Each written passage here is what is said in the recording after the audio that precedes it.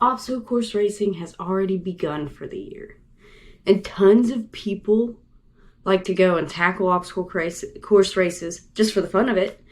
And heck, it's even one of my favorite things to do. But how do we train for it? Well, let me help you with that. Cardio is one of the biggest things, because with the word racing, that means running, right? Or part of it. So if you don't run that much, it's okay. Many open heats have plenty of people walking, but you definitely need to train for the distance you're going. So, or at least the time you know you're going to be on the course.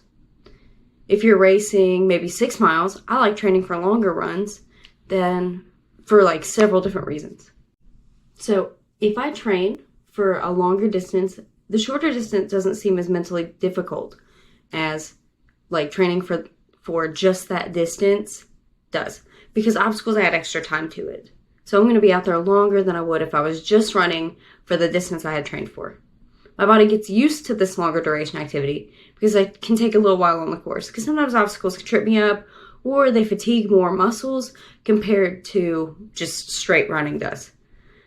Just running 6 miles is not the same as doing obstacles, which take up energy and time and some muscles that you didn't know you needed for your run. You build the stamina to run both the distance and be able to tackle the obstacles as well, because your body's adapted to it. One of the biggest things I've seen take people out on a course is grip. So most OCR courses use some sort of hanging obstacle, whether it be ropes, rings, monkey bars, dowel rods, hooks. You'll be hanging from your hands at some point. So how do we train that? Dead hangs are great. They actually help me out a lot. Just hanging for a long amount of time. Hanging after doing your pull-ups. So after you do your pull-up training, just hang there for a minute. Farmer's carries, because you're just carrying the weight and it's putting all that pressure on the forearms, building that grip strength. Towel pull-ups are also a great way to improve your grip with some of those more odd-shaped objects. Going to a rock climbing gym can also be beneficial for crazy shaped holds that you may encounter, because you don't know exactly what you're going to get with some of the holds at a rock climbing gym. So you're going to get some crazy different options. Training grip can make your hands stronger to avoid slipping and ripping your hands. So 1, it helps you not fail the obstacle. And 2, it's going to help you not tear your hands apart, because I've done that before and it's not fun.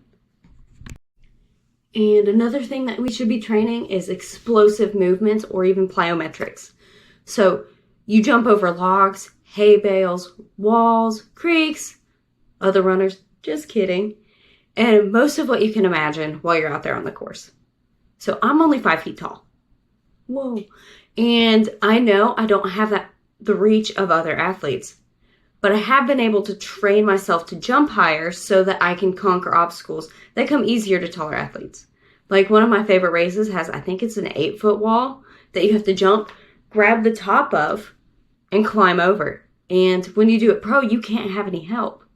So I had to figure out how to navigate that wall on my own. Exercises like cleans, box jumps, kettlebell swings, burpees to targets, and other explosive movements are recommended for this. Kipping can be your friend on the course. Being strong in a strict movement is fantastic and it's necessary. But also being able to use the momentum of the rest of the body can help you get over bars and reach longer holds, or prepare you for some like laches on the course that may throw you, or they may throw at you. Because I know a couple of courses I've been on required me to lache from one pole to the next. And if you don't know what a lache is, it's when you let go, like you have to swing, let go, and grab something else. You also gotta work under load. So most courses have log, atlas, sandbag, bucket, or some sort of weighted carry. So practicing carrying weights around could be beneficial. Rucksacks and weighted vests help prepare your body for the weight itself, but sometimes it's a weird object that you have to carry. So if you've prepared yourself for these odd objects, like a sandbag, or sandbag's one of the better ones, or big stones that you're carrying around, I recommend using that as well, just to prepare you for the positions or the way that you have to hold it.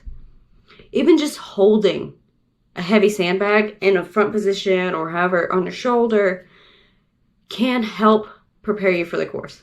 Plus, when you take the weight off after, during your training or on the course, you're going to feel light as a feather. So, strength training in general can help you get strong because you get stronger and it makes these crazy heavy objects feel easier because you're stronger than them. Do your homework. So, that sounds crazy, but a lot of racing companies will put on their social media what an obstacle is, and some even teach you how to tackle them. So I often look up obstacles that I may not have encountered before and just mentally prepare myself for what's to come. And it kind of helps me get an idea of what's a good strategy, or does this strategy fit my body type, or should I adjust it in some way? I know, for example, Savage Race posts a lot of tutorials on their Instagram, and I've even found some YouTube videos that show how to do certain Spartan obstacles. So they're out there, you just gotta look for them. Practice your fueling strategy in training, not just on race day.